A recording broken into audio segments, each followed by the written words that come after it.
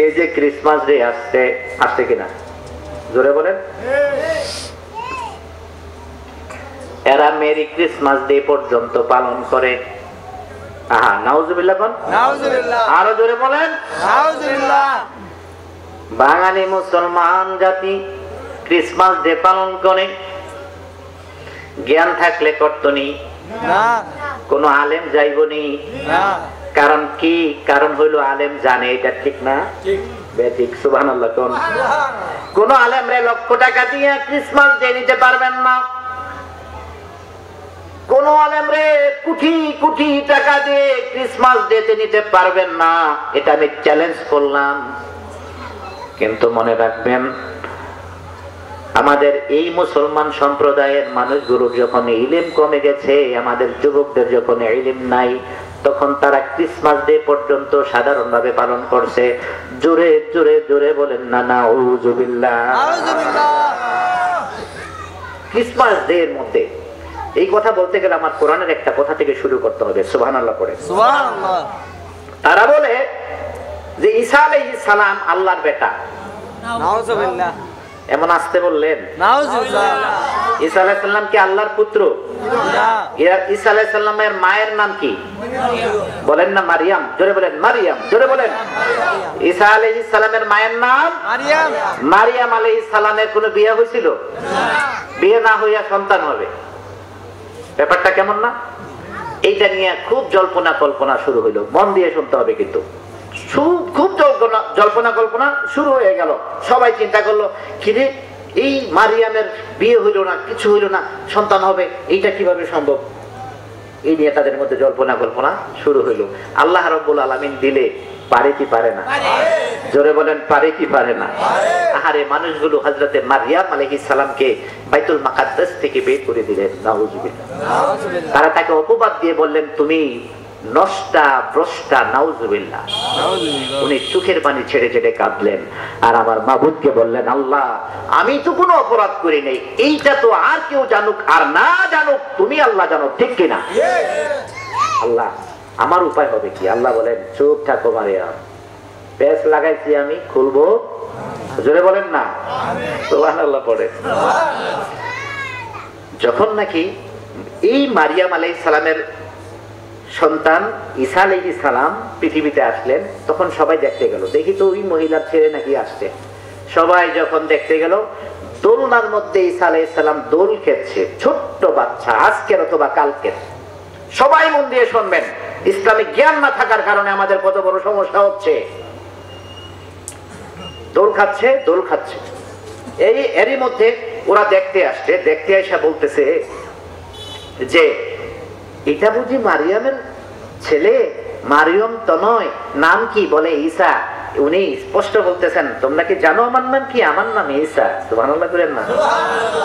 দোলনার মধ্যে একদিন অথবা 2 দিনের বাচ্চা, উনি নিজে কথা বলতেছেন। এটা কি আশ্চর্য বিষয় কিনা? জোরে বলতে হবে, আশ্চর্য বিষয় কিনা? এখানে যদি কোনো 1 বছরের বাচ্চা, 1 বছরের না, যদি 1 দিনের একটা বাচ্চা নিয়ে আসা হয় আর সে যদি আমার সাথে মানে কথা বলে, এটা আপনারা আশ্চর্য হইবেন না? ঠিক সবাই অবাক হয়ে গেল, হতভম্ব হয়ে গেল, চিন্তায় পড়ে গেল, কিরে আর এটা কি? কি বলতেছে শুনেন। সে বলতেছে, ও তোমরা তো তারা যারা আমার পবিত্রতমা মাকে অপবাদ দিয়েছিলে। সুবহানাল্লাহ। সবাই আরো বেশি স্ট্রেঞ্জ হয়ে গেল, তারা সবাই আরো বেশি প্রশ্নবিদ্ধ হয়ে গেল, ব্যাপারটা কি, হচ্ছেটা কি? আর এই ছোট্ট বাচ্চা আমাদের সাথে কথা বলে, এইটা কিভাবে সম্ভব? তখন আবার বলছে, তোমরা কি জানো আমার মা পুত পবিত্রা? সুবহানাল্লাহ। আমার মা পবিত্রা, আমার মাকে কোনো পুরুষ স্পর্শ দূরের কথা, আল্লাহর কসম আমার মাকে কোনো পুরুষ দেখতে পর্যন্ত পায়নি। এবার মানুষের চিন্তাধারা চেঞ্জ হইল কি হইল না? জোরে বলেন। হয়ে গেল। কিছুদিন পরে এরা সবাই মিটিং বসছে। মিটিং বইয়া বলতেছে, এই যে মারিয়ামের ছেলে বাবা ছাড়া হইল, এটা তো ঠিক, সবাইকে হবা, এটা আমাদের বিশ্বাস। এদের মধ্যে একজনে দাঁড়ায় বলল, তোমরা কি একটা জিনিস চিন্তা করছো? এই মারিয়ামের ছেলে পৃথিবীতে আসলো বাবা ছাড়া, কোন জায়গায় সে কোন রকমের ভুল কাজ করে নাই, এই মহিলা ঠিক আছে, তবে আমার মনে হয় এটা আল্লাহর সন্তান। এমন আসতে নাউজুবিল্লাহ বললে, এটা আল্লাহর সন্তান। নাউজুবিল্লাহ, বেঈমান হয়ে গেল। কেউ মানলো, কেউ মানলো না। এরও অনেকদিন পরে ঈসা আলাইহিস সালাম যখন বড় হইলেন তখন ঈসা আলাইহিস সালাম যখন নাকি এই মাথায় যাদের টাক, তাদের মাথায় হাত দিলে মাথার মধ্যে চুল ভরে যেত। সুবহানাল্লাহ, অন্তত জোরে বলবেন। তারপরে কিছুদিন গেল, ঈসা আলাইহিস সালাম অন্ধ লোক তার কাছে আসলে তিনি ফুঁক দিতেন আল্লাহর নামে, সাথে সাথে ভালো হয়ে যেত। তারপরে গেল কিছুদিন পরে যখন ডবল রোগীরা তার কাছে আসতে শুরু করে দিল, তিনি ফুঁক দিলেন, হাত নেড়ে দিলেন, ডবল রোগী ভালো হয়ে গেল। এই মানুষগুলো সবাই সাক্ষী হয়ে গেল। এরপরে ওনার সামনে কোন গুরুস্থানের সামনে গিয়ে, মৃত্যু মানুষের সামনে গিয়ে যখন তিনি বলতেন কুম বিইজনিল্লাহ, আল্লাহর হুকুমে দাঁড়িয়ে যাও, তারা সাথে সাথে জিন্দা হয়ে দাঁড়িয়ে যেত। আল্লাহু আকবার। এই অবস্থা দেখার পরে কেউ কেউ বলল নিশ্চয়ই মারিয়ামের এই সন্তান এটা আল্লাহর সন্তান। জোরে কোন নাউজুবিল্লাহ। আরেক দল বলল না, মারিয়ামের সন্তান আল্লাহর সন্তান নয়, আল্লাহ এই কাজ করতে পারে না, বরং আল্লাহ নিজেই, ঈসা নিজেই আল্লাহ। নাউজুবিল্লাহ। আচ্ছা, এবার একটু হিসাবটা ঠিক করে কথা বলি, না দেখে তো বুঝবেন না। কারণ গজল গাইলে আবার সোজাসুজি কথা বললে কিছু বুঝবেন, কিন্তু এই কোরআনের তাফসীর বুঝতে গেলে একটু নলেজ লাগবে কিনা? এখন মনে করেন মারিয়াম আলাইহিস সালামের এই সন্তান ঈসা আলাইহিস সালামকে যদি বলা হয় জন্মগ্রহণ করছে, তাহলে আল্লাহ জন্ম নিয়েছে? কথা বলেন না কেন? এরা বলতেছে যে না, এটা মারিয়ামের সন্তান না, এটা বরং আল্লাহ নিজে আসছে। তাইলে অর্থ দাঁড়াইলো আল্লাহ জন্ম, কথা বলেন না, আল্লাহ জন্মগ্রহণ করেছে। নাউজুবিল্লাহি মিন যালিক। আরেকজন বলে না, আল্লাহ জন্মগ্রহণ করতে না, তবে এটা আল্লাহর সন্তান হলো কে? ঈসা। তাহলে আল্লাহ সন্তান জন্ম দিয়েছে? দেখেন দুই দিকের কথা। একটা হলো কেউ বলতেছে জন্ম দিয়েছে, কেউ বলে জন্ম নিয়েছে। আবার বলেন, কেউ বলে জন্ম দিয়েছে, কেউ বলে জন্ম জোরে কন্যা। নাউজুবিল্লাহ। এবার আপনাদের কাছে আমার জিজ্ঞাসা, আমি আশা করব সঠিক উত্তর দিবেন। বলুন তো দেখি, যারা যারা এই কথা আসছে, এই কথা বলছে, তারা সবাই ঈসা আলাইহিস সালামকে ভালোবাসা না ঘৃণা করে এই কথা বলছে? নো, বুঝতে পারেন না, ভালোবাসাই বলছে। তারা সবাই ঈসা আলাইহিস সালামকে ভালোবাসাই বলছে, অতিরিক্ত ভালোবাসা, অন্ধ হয়ে গেছে। যেই লোকটা মানুষকে বলে কুম বিইজনিল্লাহ, সাথে সাথে জিন্দা হয়ে যায়, যে মানুষটা অন্ধ চোখ লইয়া আসলে সুখের মধ্যে শুধু মুছে দেয়, সাথে সাথে চোখ ভালো হয়ে যায়। আর এটা তো মানুষ না, এটা তো আল্লাহ। জোরে বলেন নাউজুবিল্লাহ।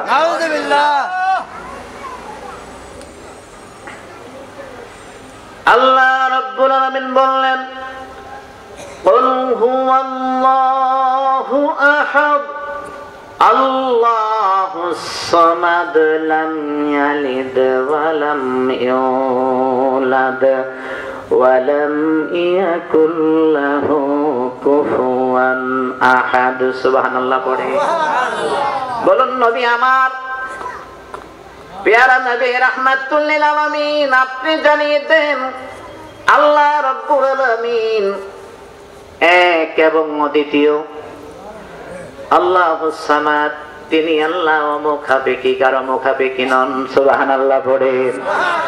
লাম ইয়ালিদ ওয়া লাম ইউলাদ, তিনি আল্লাহ জন্ম দেন নাই এবং কারো থেকে জন্ম নেন নাই। সুবহানাল্লাহ পড়েন। ওয়া লাম ইয়াকুল লাহু কুফুয়ান আহাদ, এবং আল্লাহর সমকক্ষ আর কেউ নাই। জোরে পড়েন না সুবহানাল্লাহ। তাহলে কি অর্থ দাঁড়াইলো? আমাদেরকে সূরাতুল ইখলাসের নাম হলো সূরা ইখলাস। একবার চিন্তা করে হয়তো দেখেন নাই কেন এই সূরার নাম ইখলাস হইলো। এই সূরার নাম তো মিলাদ হইতে পারতো, সূরাতুল মিলাদ হইতে পারতো, জন্মের কথা আছে। কথা বলেন ঠিক কিনা? কিন্তু আল্লাহ তাআলা বলেন না, এই সূরার নাম শুধু হবে সূরা ইখলাস।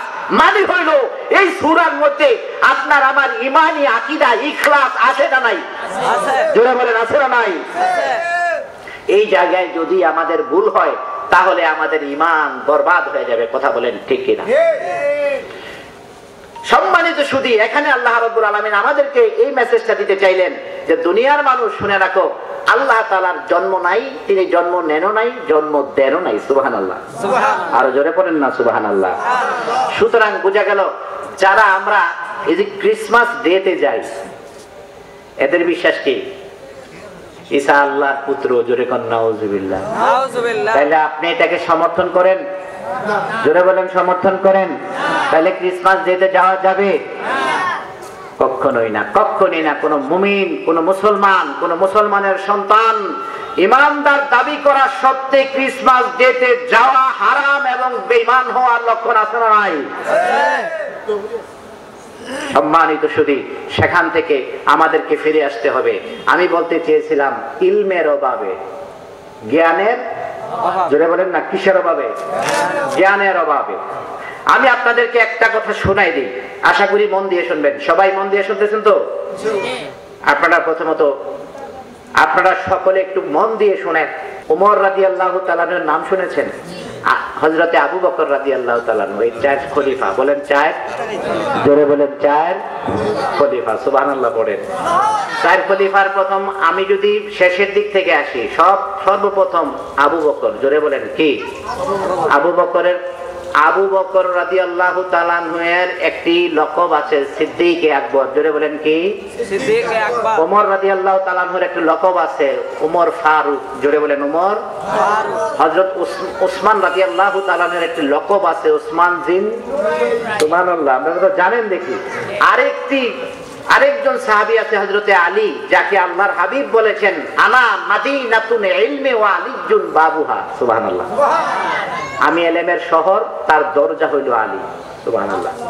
একদিন আলী রাদিয়াল্লাহু তাআলা আনহু সামনে দিয়ে রাসূলের কাছে যাচ্ছে সাহাবীরা। হযরত আলী জিজ্ঞাসা করে কোথায় যাও? কয় রাসূলের কাছে। ও মুস্কি হেসে ভালোবেসে বললেন রাসূলের কাছে যদি যাও একবার, আলীর কাছে আসতে হবে দুইবার। সুবহানাল্লাহ বলে। এটা শুনে সাহাবীরা কষ্ট পেলেন, রাসূলের দরবারে গেলেন, গিয়া নালিশ দায়ের করলেন। ইয়া রাসূলুল্লাহ, আপনার আলী একটা কথা বলছে, আমাদের কষ্ট হয়েছে। কি বলছে?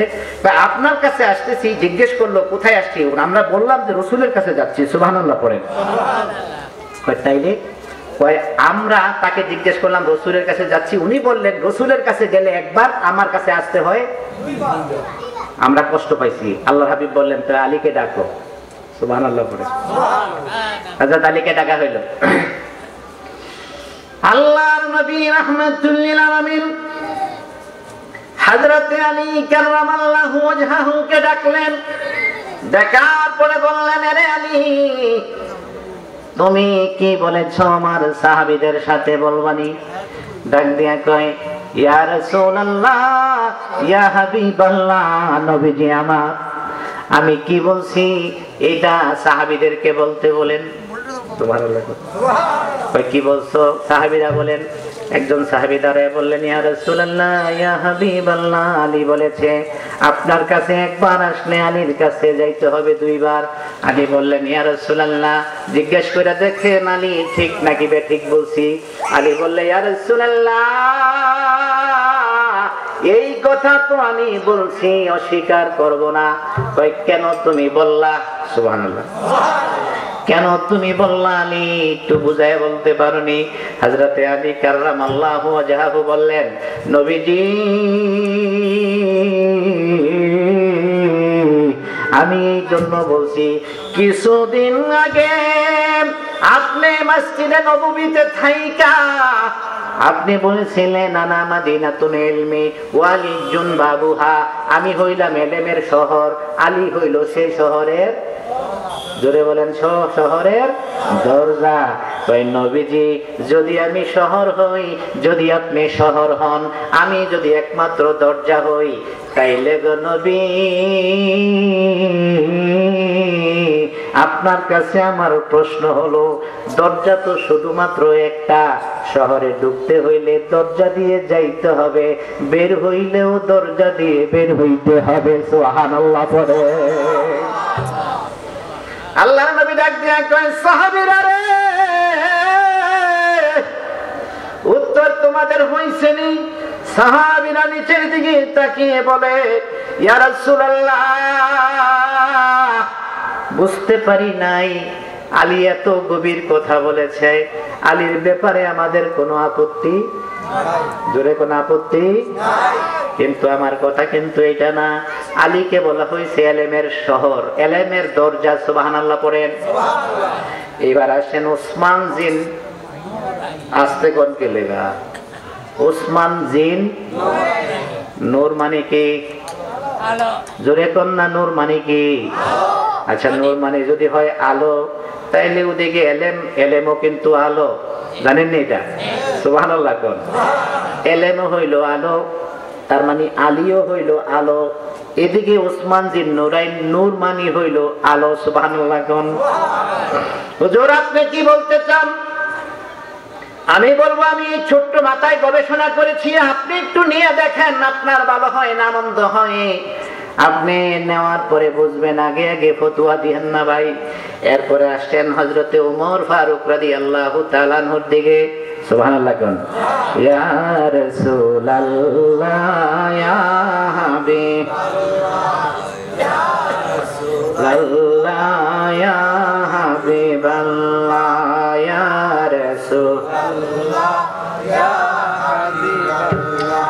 পাই যদি নবীজি আপনার দিদার, মৌতের যাতনা থাকিবে না আমার। পাই যদি নবীজি আপনার দিদার, যাতনা থাকিবে না আমার। দয়া করিয়া দিবেন গো দিদার, দয়া করিয়া দিবেন গো দিদার। ইয়া রাসূলুল্লাহ ইয়া হাবিবাল্লাহ ইয়া রাসূলুল্লাহ ইয়া হাবিবাল্লাহ। জোরে জোরে বলেন না সুবহানাল্লাহ। হযরতে আলীকে জিজ্ঞেস করলাম, আলী তোমার মধ্যে কি আছে? কয় এলেম আছে। আমি কিন্তু আলোচনা শুরুই করছিলাম এলেম লাগবো কি লাগবো না। সুবহানাল্লাহ কোন। আলীকে প্রশ্ন করলাম, আলী আপনার মধ্যে কি আছে? কয় এলেম আছে।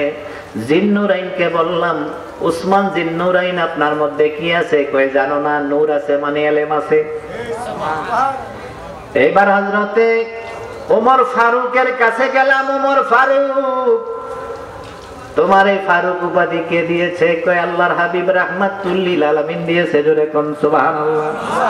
তাইলে প্রশ্ন করি, তোমার মধ্যে কি আছে? কয় এলেম আছে। সুবহানাল্লাহ। এবার হয়তো প্রশ্ন করবেন, হুজুর কেমনে এলেম আছে? তাইলে শুনেন, এলেম আছে এইভাবে, ফারুক মানে পার্থক্যকারী, সত্য এবং মিথ্যার পার্থক্যকারী। আচ্ছা, আমারে যদি বলেন হুজুর এখানে কাগজগুলা আর লবণগুলো আলাদা করেন, তাইলে কাগজ এবং লবণ আমারে আগে চিনতে হইব, ঠিক কিনা? তাইলে না আমি আলাদা করতে পারবো, সত্য মিথ্যার পার্থক্য করতে পারবো এলেমের অধিকারী হইলে। কথা বলেন ঠিক কিনা? তাইলে ইয়া রাসূলুল্লাহ ইয়া হাবিবাল্লাহ, নবীজি নবীজি কেমন হিকমত আপনি খাটাইলেন, যত চিন্তা করি ততই তো বুঝতে থাকি। কয় কি বুঝলা? কয় আলীরও আপনি এলেমের মালিক বানাইলেন। সুবহানাল্লাহ। আপনার আবু বকর, আপনার জিন্নুরাইনকেও এলেমের মালিক বানাইলেন, আপনার ওমর ফারুককেও জ্ঞানের অধিকারী, এলেমের মালিক। সুবহানাল্লাহ। তারপরে যদি বলি সিদ্দিকে আকবর আবু বকর, সুবহানাল্লাহ পড়ে। আবু বকর রাদিয়াল্লাহু তাআলা আনহুকে প্রশ্ন করব, আবু বকর আপনার নাম কি? নাম কি? বলে আমার নাম আবু বকর। কয় রাসূল আপনাকে কি উপাধি দিয়েছে? কয় সিদ্দিক। আস্তে সুবহানাল্লাহ কইলে। কয় সিদ্দিক দিয়েছে? কয় হ্যাঁ। কয় কি আছে আপনার মধ্যে? কয় বুঝো না? কয় না। একটু চিন্তা কইরা দেখো, আমাদের 60 জনের মধ্যে একটা মিল পাইবা। সুবহানাল্লাহ। আবু বকর বুঝা তো ফালাইছি। কয় কি বুঝলা? কয় বুঝছি হইলো ওইটা রাসূল যে বলছে আপনারে আর সাহাবীদেরকে, যেইটা বুঝছি আমি সেইটা। আবু বকর, আবু বকর গো, আপনাকে কি বলেছে? কই আমাকে বলেছে সিদ্দিক মানে সত্যবাদী, মানে এলেম এলেম এলেম। প্রথম এলেম হলো আলী, আলীর এলেম থেকে যখন আবু বকরের কাছে উসমানের কাছে আসলো, সে এলেমটা নূর হয়ে গেল। সুবহানাল্লাহ। এরপরে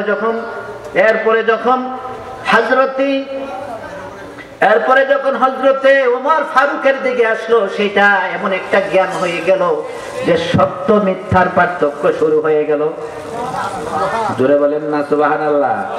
এবার সত্য মিথ্যার পার্থক্য শুরু হয়ে গেল। এরপরে যখন এই সত্য মিথ্যার পার্থক্য হইল, এরপরে আবু বকর বলে আমার কাছে আসার পরে এমন একটা উপাধি দেওয়া হইল, আমাকে বুঝাইলো আলীর দরজা দিয়ে ঢুকো এলেম লইয়া, এরপরে ওসমান নুরাইনের দরজা দিয়ে ঢুকো আলো লইয়া। সুবহানাল্লাহ। এরপরে আবু বকরের, এরপরে হযরতে ওমর ফারুকের দিকে ঢুকো সত্য মিথ্যার পার্থক্য কইরা, এরপরে তুমি আসবা সত্যবাদী হইয়া আমি আবু বকরের বাড়িতে। জুড়ে বলেন সুবহানাল্লাহ। কোথায় আসবো? আবু বকরের বাড়িতে। কিনিয়া? সত্যবাদী হইয়া। সুবহানাল্লাহ। সত্যবাদী হওয়ার পরে যখন তুমি আমার বাড়িতে আসবা, আমার বাড়িতে আসার পরে তুমি যখন সত্যবাদীর মহা সত্যবাদী হয়ে যাইবা, তখন তুমি আর তোমার মধ্যে থাকবে না, তখন তোমার স্থান রাসূলের দিদারে দর্শনের তামান্নায় পাগল হয়ে যাবে। সুবহানাল্লাহ পড়েন। তার মানে আপনাকে রাসূলের দিদার পাওয়ার শর্ত হলো আগে আলেম হতে হবে। সুবহানাল্লাহ পড়েন।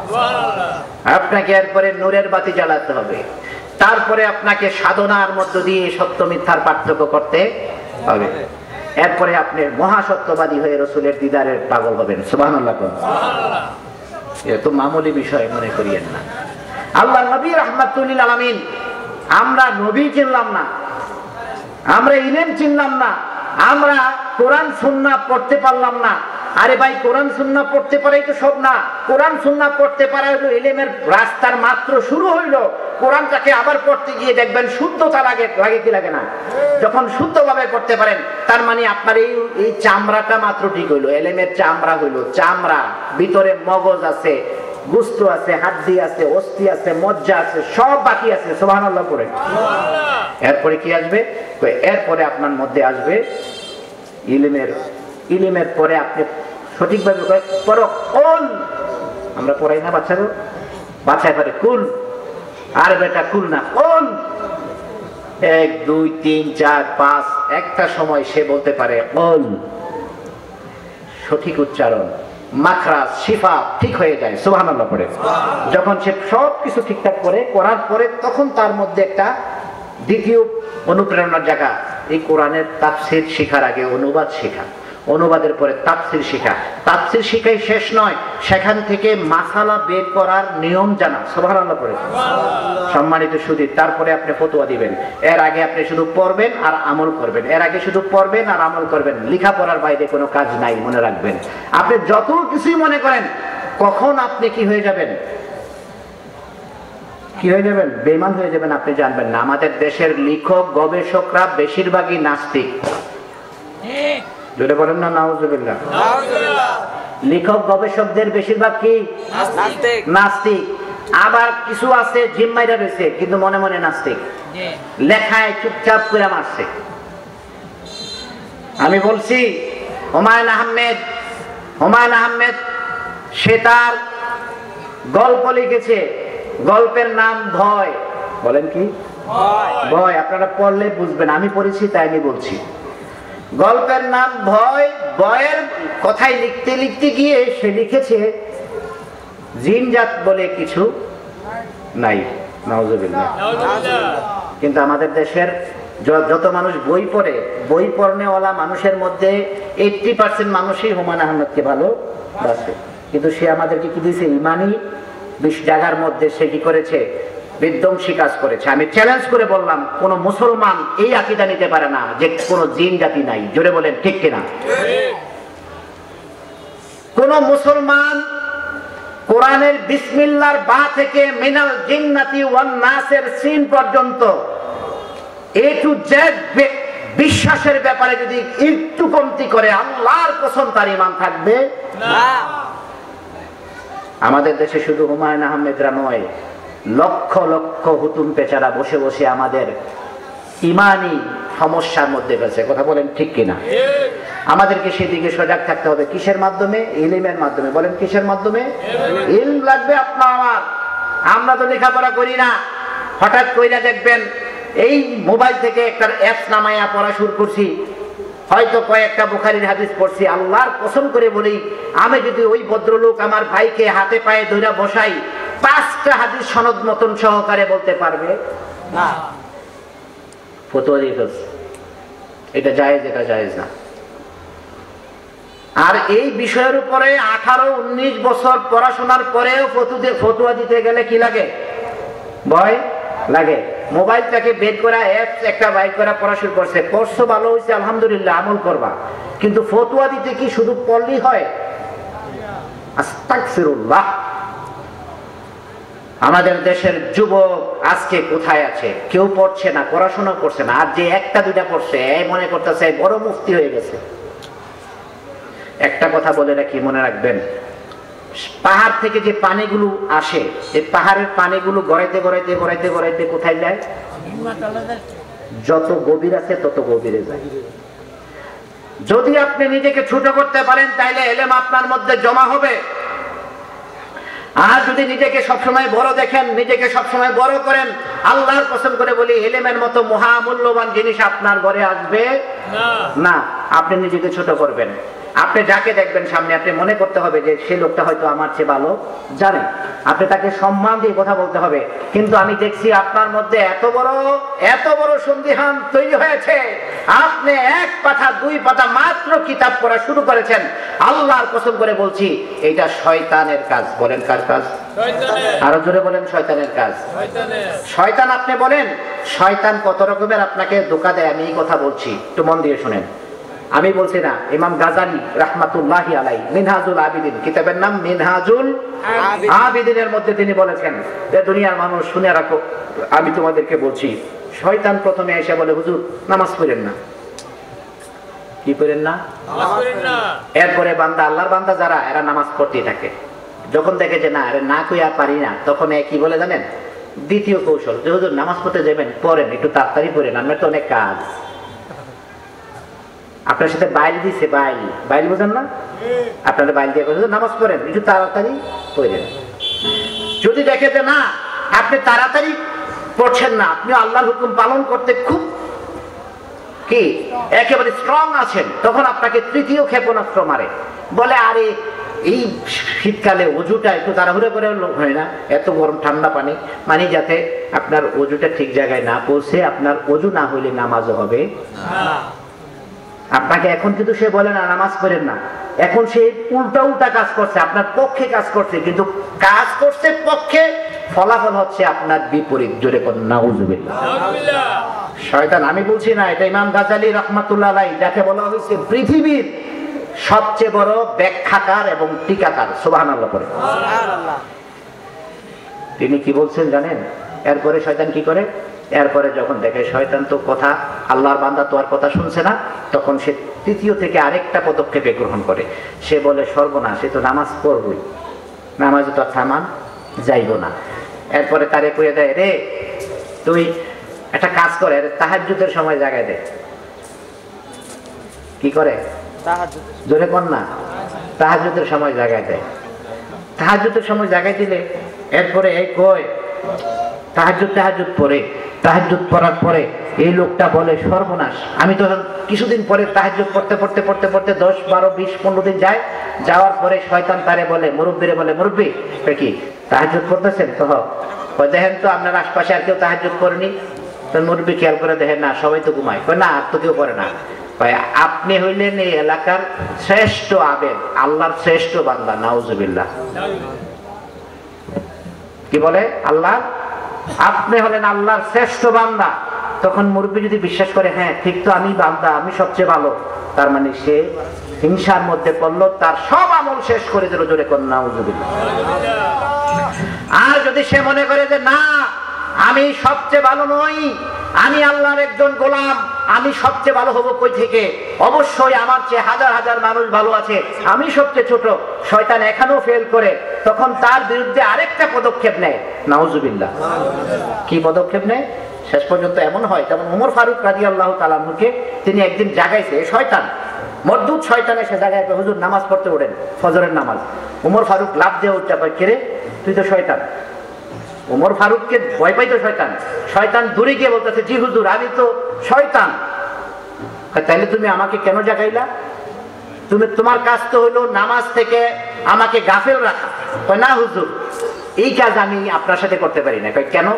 গত কিছুদিন আগে আপনি তাকবীরে উলা ছেড়ে দিয়েছিলেন, তাকবীরে উলা পান নাই, আর তাকবীরে উলা না পাওয়ার কারণে ফজর নামাজের পরে গড়াইয়া গড়াইয়া কাঁদছিলেন, মনে আছে? হয় মনে তো আছে। ওই সেদিনের ঘটনা তো আপনি বাহিটা জানেন না। বাহিটা কি? বাহিটা হইলো আরশে আজিমে, সেটা নিয়ে যেই ঘটনা ঘটছে, আল্লাহ তাআলা ফেরেশতাকে ডাক দিয়ে কয়, দেখ আমার ওমর কাঁদতেছে। কেন কান্দে? তাকবীরে উলা না পাইয়া কান্দে। আমি আল্লাহ তাআলা বললাম, যাও ওরে 1000 তাকবীরে উলার সওয়াব লিখে দাও। সুবহানাল্লাহ পড়েন। কয় হাজার? 1000। হুজুর আপনি 1000 তাকবীরে উলার সওয়াব পাইবেন এই আশা করে তো আপনারা আমি নামাজ থেকে বঞ্চিত করতে চাই নাই। আপনার মতো আশেক যারা আছে এরা যদি একটুখানি আপনারে কমাই দেয়, আপনি কানতে কানতে আল্লাহরে রাজি করাইয়া আরো বেশি নিবেন। তা আমার দরকার নাই। 1000 রাকাত তাকবীরে উলার দরকার নাই। আপনি বরং তাড়াতাড়ি উঠে নামাজ পড়তে যান, নিয়ম মতন পান, এর চেয়ে বেশি দরকার নাই। জোরে পড় নাউজুবিল্লাহ। তাইলে শয়তান মাঝে মধ্যে আপনার পক্ষে করে কিনা? কিন্তু কাজ হলো আপনার বিরুদ্ধে। জোরে বলেন, কাজ হলো আপনার বিরুদ্ধে। শয়তান কাজ করছে আপনার পক্ষে। আল্লাহর কসম করে বলি, ইন্নাহু লাকুম আদুউম মুবিন। শয়তান হলো আমাদের প্রকাশ্য দুশমন। কথা বলেন ঠিক কিনা? সম্মানিত শুধু সব শেষে শয়তান যখন বান্দার কাছে হেরে যায়, সব শেষে এইবার শয়তান চিন্তা করে, এই বান্দারে তো আটকানো যাইতো না, যা সব শেষের কথাটা আগে কইয়া যাইয়া, আর এর লগে পারবো না। এইটা দিয়ে যদি হয়, এই শেষ তীর মারতেছে এখন।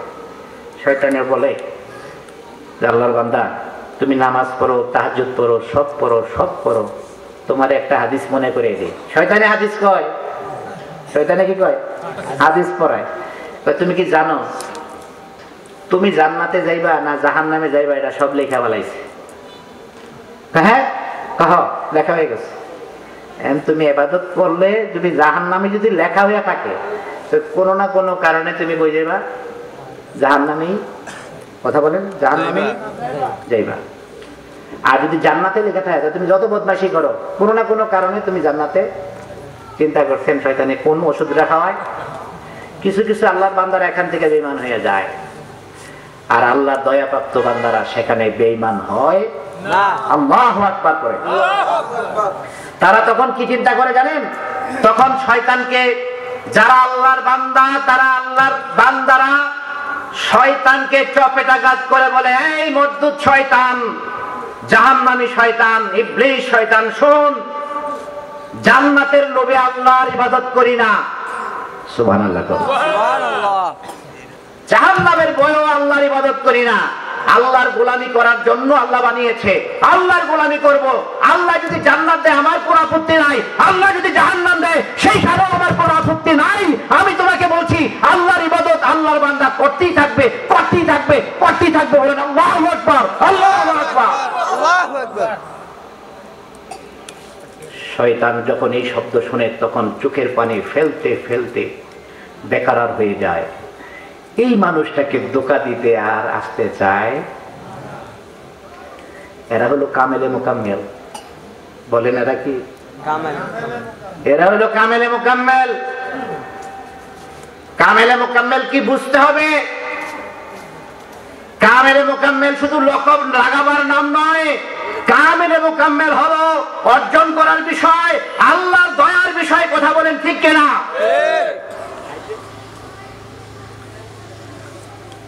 শুধু ইলমের প্রয়োজন আছে না নাই? তলাবুল ইলমি ফারিদাতুন আলা কুল্লি মুসলিমিন ওয়া মুসলিমা, আছে না নাই? এই হাদিসটি অন্যভাবে আবার আসছে বাইহাকিতে, তলাবুল ইলমি ফারিদাতুন আলা কুল্লি মুসলিম। সুবহানাল্লাহ। প্রত্যেক মুসলমান, সে নর হোক অথবা নারী হোক, তার ইলম অর্জন করতেই হবে, ফরজ। কথা বলেন ঠিক কিনা? কি ইলম অর্জন করতে হবে? আপনার বাড়িতে বই, কি বই আপনি জানেন না, আপনার বাড়িতে বই ঈমান বিধ্বংসী। আরে নাস্তিকদের লেখা বই আপনার বাড়িতে কেন? আপনার বাড়িতে থাকবে ঈমানি বই। কথা বলেন ঠিক কিনা? আপনার বাড়িতে কোরআন শরীফের মধ্যে মাকড়সার আঁশ করে কেমনে? আপনার বাড়িতে এত বই আছে, এত কিছু আছে, এত ফার্নিচার আছে, একটু ভালো ঈমানি বই নাই। নবী ওলিদের জীবনী নাই, 4 সাহাবার জীবনী নাই, সমস্ত সাহাবীদের জীবনীদের যতগুলো সম্ভব আপনি এখনো পর্যন্ত সবকিছু আয়না পড়তে পারেন নাই। তাহলে শয়তান তো আমাদেরকে ধরবে। কথা বলেন। আপনাকে সুরের ওয়াজ শোনায় আমার লাভ হবে কি? আমার তো সব শেষ হয়ে যায়। আমি চাইলে তো আপনাদের প্রথম থেকে সুর দিয়ে শেষ পর্যন্ত শেষ করতে পারতাম। আমি তওবা করেছি, সুর দিয়ে সব শেষ করা যাবে? সুর দেব, সুর দেওয়ার জায়গায় দেব, কিন্তু সুরে সুরে কথা বলবো, আসল মেসেজটা পৌঁছাতে পারবো না। আল্লাহর কসম এই মাহফিল আর আমি করতে চাই না। বুঝতে হবে ভাই, আপনি নিজের দোষটা আগে খুঁজেন। আমি বলছি ইমাম গাজালি রাহমাতুল্লাহ আলাইহির যে মিনহাজুল আবিদিন কিতাবটা বললাম, এইটাই কিনেন আপনি। এই মিনহাজুল আবিদিন পড়লে, আমি বললাম আমি দূরে থাকি না, আমি এই চরকালিয়া থাকি। আপনি একদিন আমার সাথে দেখা করতে যাবেন, আমি চ্যালেঞ্জ করলাম, খুশি হয়ে যাইবেন। আপনি বলবেন আমি ওনার সাথে দেখা করতে চাই। কেন চাইবেন? আপনাকে আমি ভালো পরামর্শ দিলাম। মিনহাজুল আবিদিন পড়েন, বাংলা কিতাব আছে, আরবি ভাষণ যেটা এটা বাদ দেন, উর্দু ভাষণ আছে, আপনি বাংলাটা পড়েন। আপনার মনে হইব কোন এক শিক্ষক আপনাকে শিখাইতেছে। সুবহানাল্লাহ পড়ে। আর ইমাম গাজালি যে কত বড় ক্ষমতার, কত বড় শক্তির নাম, কত বড় হিকমতের নাম, ইমাম গাজালি যে কত বড় দার্শনিকের নাম, আল্লাহর কসম করে বলি একটা কিতাব পড়ার সাথে সাথে আপনি অনুমান করতে পারবেন। আল্লাহু আকবার। আপনি তখন মনে হইব ইমাম গাজালি বোধহয় এত বছর আগে শুধু আপনাকে কেন্দ্র করে লিখেছে। আমি মনে করেছিলাম আমি মামুনকে কিভাবে তিনি চিনলেন, আমি মামুন আব্দুল্লাহকে কিভাবে সে চিনলেন, আমাকে লিখেছে এই কিতাব, এই মেসেজগুলো আমাকে দিয়েছে। আমার তাই মনে হয়েছিল, আল্লাহর কসম আমার তাই মনে হয়েছিল এই মেসেজ উনি আমার ব্যাপারে কিভাবে জানলো, আমি গোপনে কিভাবে ভাবি, আমি কত দুষ্ট। আপনি দেখেন, আমি একটু চ্যালেঞ্জ করে বলি, আমি কত দুষ্ট। বলেন হুজুর এটা কেমন কথা? হ্যাঁ ভাই, এটাই সত্য কথা। আমি কেমন দুষ্ট একটু খেয়াল করে দেখেন। দুষ্টটা এরকম, আমি আরেকজনের দোষ হইলে সবার আগে শোনাই। আমি যে দোষ করি কেউ শোনাই? কাউরে শোনাই। বরং আমার দোষটাকে যত পারি ছোট করি। আমি কি দোষ করি না? ও আমি পিরসাব হয়ে গেছি। পিরসাবরা দোষ করে না? হ্যাঁ, ইমাম গাজালি আপনাকে সেই আলোচনা করছে, আপনারা চিনাই দিছে। আপনি কিতাবটা পড়ে দেখেন। আরে আমার ছোট্ট মানুষের ছোট্ট কথাটা রাখেন, আপনার উপকার হবে ভাই, আপনার উপকার হবে। এরপরে আপনার সাথে আমার সম্পর্ক হবে। আমি চাই আপনার সাথে আমার একটা ইমানি সম্পর্ক হোক। আপনি আমার কাছে যান, আমি আপনাকে আরো কিতাবের সাজেস্ট করব, আপনি কিতাব পড়বেন, আরেকদিন আবার আমার বাড়িতে যাবেন। আমি আল্লাহর কসম করে বলছি, আমি যেই ফল খাইছি আপনাকে সেই ফল খাইতে বলি। আমি যেটা খাই না এই ব্যাপারে আমার কোনো ধারণা নাই, এই ব্যাপারে আপনাকে কোনো কথা বলতে আমি চাই না। আপনার উপকার হবে, আপনি করেন। আপনার মনে হবে উনি আপনাকে দেখে দেখে লেখছে। আমি চিন্তা করে দেখেন, আমি মানুষ, আমি আমার দোষ কেবল লুকাই, আরেক ভাইয়ের দোষ কেবল প্রচার করি। আমরা কি এরকম না? এই বাজার খারাপ কেন? আমি আল্লাহর নবীকে প্রশ্ন করেছি, ইয়া রাসূলুল্লাহ আপনাকে আমার প্রশ্ন। বলবেন দেখা না, রসুলকে দেখা প্রশ্ন করছি, এই কামিলিয়াত আমি হাসিল করিনি। আমি রসুলকে শুইতে গিয়ে প্রশ্ন করছি, ইয়া রাসূলুল্লাহ আপনার সাথে আমার একটু কথা আছে। কনভারসেশন হচ্ছে। রসুল বলে কি কথা আছে তোমার? ইয়া রাসূলুল্লাহ আপনার সাথে আমার কনভারসেশন হলো, আপনি আমাকে বলেন দেখি, আপনি আমাকে বলেন দেখি,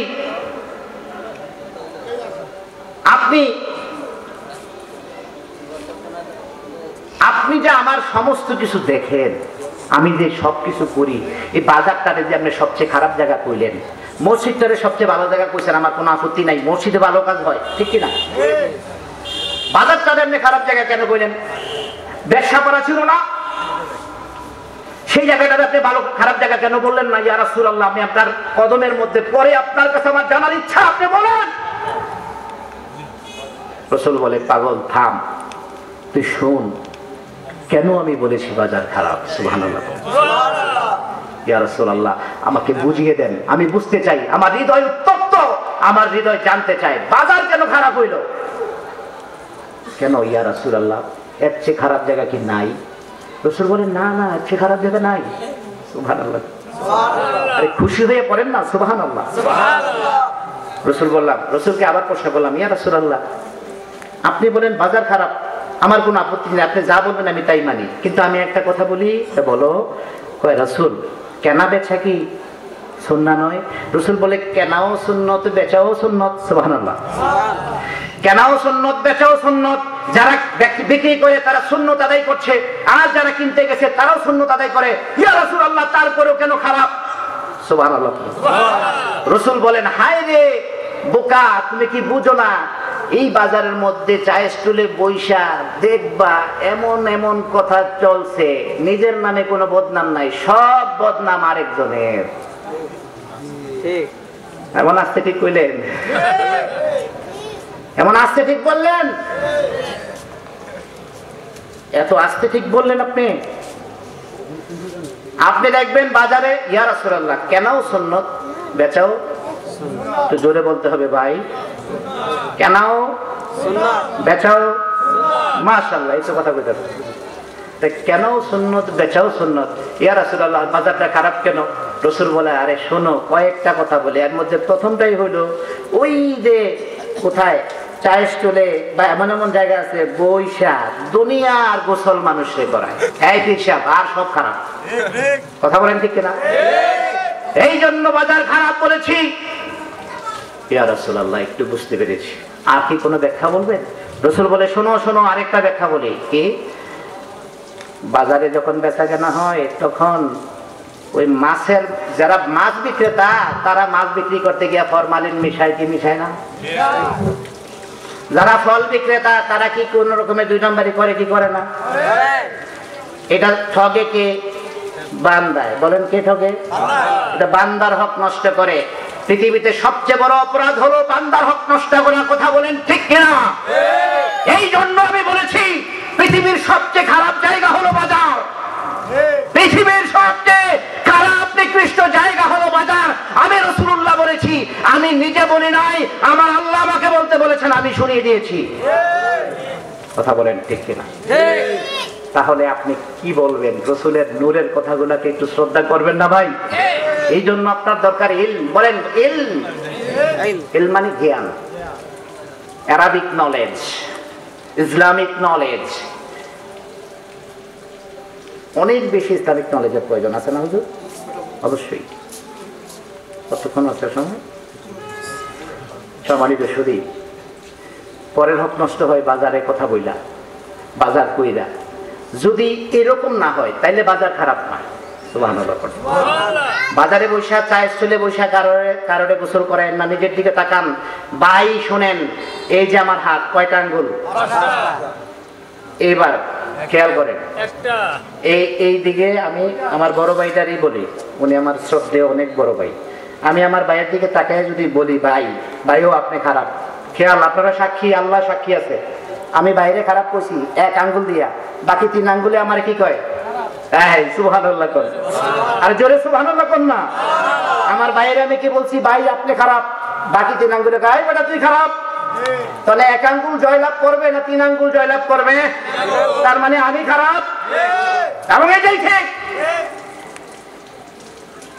আমি যদি আমার ভাইটাকে বলতাম ভাই আপনি ভালো, তাইলে বাকি 3 আঙ্গুলে আমার বলতো না ভাই তুই ভালো। সুবহানাল্লাহ। আর জোরে কর না সুবহানাল্লাহ। আর এই আঙ্গুলে কি করে জানেননি? এই আঙ্গুলকে মালিক তুমি সাক্ষী থাকো, মালিক তুমি সাক্ষী থাকো। সুবহানাল্লাহ করে।